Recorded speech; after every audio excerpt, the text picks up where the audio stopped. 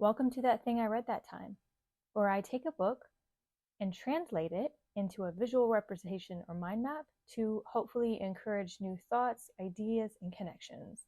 Hope you enjoy. Today, we are going to do something wild, kids. We are going to do a novel. The novel Where Do You Go, Bernadette by Maria Semple is simply fantastic, in my opinion. Why does it belong here? Well, she, from what I can tell, invented a program, a 12-step program that I think should be real. So, although the novel is fantastic, we're not going to be talking about the novel. We are going to be talking about her fake 12-step program. So, let's jump into it. The fake 12-step program is called VAV. Victims Against Victimhood. They have a couple of different tools available to them to help victims get out of their victimhood. One of the things that they do is called a torch. This is a timeout reality check. Timeout reality check is a way of moving the victim story out of a perspective of victimhood. This is extremely effective when you're talking about someone that has been gaslighted a lot. And that is a tool that is frequently used by abusers. I know it is also a term that is frequently misunderstood. So let's take a moment and talk about what is gaslighting. Gaslighting is that idea of an abuser turning their reality into the reality of those around them by speaking untruths. Let's just be real. We all do this sometimes. We do it to ourselves, we do it to others, because our reality is what we think of as reality. So why would we feel bad about saying, well, that's not true, well, that's not right, or you're being dramatic? Stuff like this that we're doing to discount others' experience and push us into the idea of the center of the universe is what we're talking about. The concept of the center of the universe is, in my opinion, explained excellently by Alison Armstrong, and I'm going to use one of her examples. And the center of the universe is that concept of we are a full and complete human being. We have a past, we have triggers, we have traumas that we have survived, and we can champion for ourselves and know that we are a whole person. Whereas everyone else entered stage left. And when they came into this stage, they had no past, no history, no traumas, no triggers, no backstory. So everything that they say has to do with number one.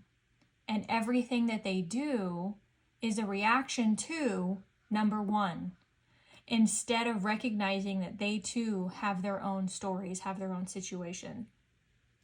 But one of the examples that they give in the book about being torched is a wife coming home from work and trying to talk about her day, and the husband saying something like, I don't want to talk about your day. I'm tired. All you do is talk about work. All you care about is work.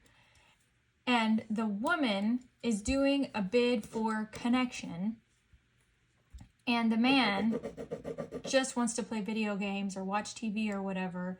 And instead of him telling her, I'm sorry, what you experienced is important and I would love to talk about it, I just can't handle it right now, instead attacks and puts her down to make her less likely to speak in the future, so that he knows that he can experience peace and just play his video games. So the gaslighting is saying, you always talk about work, you only care about work, and turning that into something negative when truly what it was a bid for connection. So a timeout reality check is the reality check of, you know what? I was just trying to bid for connection. I was not excessively talking about work. I was not only caring about work. I was just trying to talk to him. And that is the concept of torch. So having people around us to sanity check us, to figure out when we're speaking truths, when we're speaking insanity, what it means, what is happening, how to reality check what is going on. I think that this could be a fantastic program. I have no idea why it doesn't exist. So many of us get in this perspective of victimhood where we say, anytime somebody speaks a reality other than ours, instead of being able to just put up that boundary to say, oh, you know what? I bet they're tired. I bet they had a bad day. I bet they need a break, and say, you know what? I can tell you about my day later or whatever. Instead of being compassionate for the person, then we take what they're saying, because what they're saying is harsh and is ugly. We take what they're saying as abusive, something that completely shuts us down. We take it all very, very personal. And I have another video on the 4 agreements that talks about how not to take things personal. But the reality is that we oftentimes take things that other people are saying out of proportion, and they never intended to be an abuser. They were just trying to figure their own stuff out. They were just trying to navigate through their own pain. Some people are absolutely abusive. I am not saying that. I'm saying that in general, there are a lot of things that happen around us that we think are abuse, and what they actually are is a victim and a victim crashing up against each other and just hurting each other accidentally while they take a lot of things personal. So to wrap this up, let's go ahead and share one of the fantastic stories while this woman is getting torched. So she says, for example, when you're getting torched, you have to stand up in front of everyone and tell your story. And then whenever you say your victim story, you respond with time out, reality check, and say what the truth is. The truth is whatever. The truth is whatever. And so you can share your timeout reality check.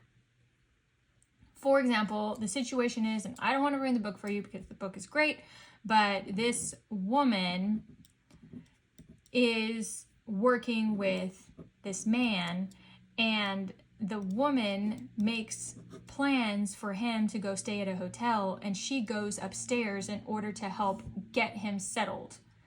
And he is completely out of it. He is not at a good place. And in her mind, she's living this reality of, we are finally going to act on our crackling sexual tension.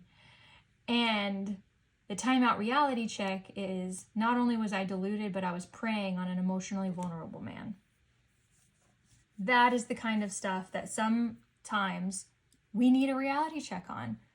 Am I the one that has started being abusive? Am I the one that has started gaslighting? Am I the one that is preying on somebody emotionally vulnerable in order to push my agenda? And this conversation, this idea of victimhood, this eggshells that are everywhere around victimhood, is something that I don't feel that we as Americans have a good grasp on and have good language around. Another example, the woman says that I had been configuring a tablet computer for him to take on his trip. On my way home, I dropped it off at the hotel, and she's thinking that that's okay, that all she was doing was her admin job to get the situation done. Timeout reality check.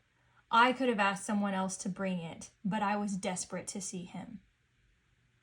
How often is it that we have someone in our lives that we are honest enough that we tell them these things, that we tell them, you know what?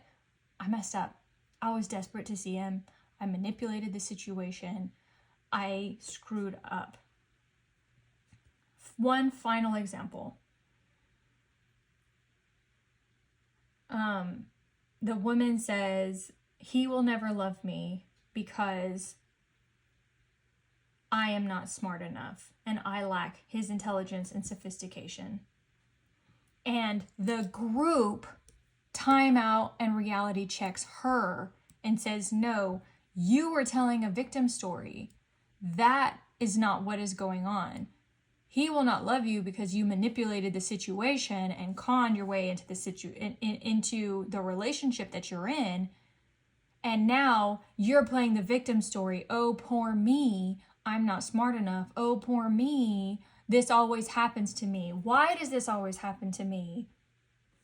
Those times that we share a victim story where we decide, I knew X would happen if I walked this path. And I chose this and this and this and this. Now, why does this always happen to me? I chose to not do my homework and now I'm failing. The teacher is mean. Why does this always happen to me? Time out, reality check.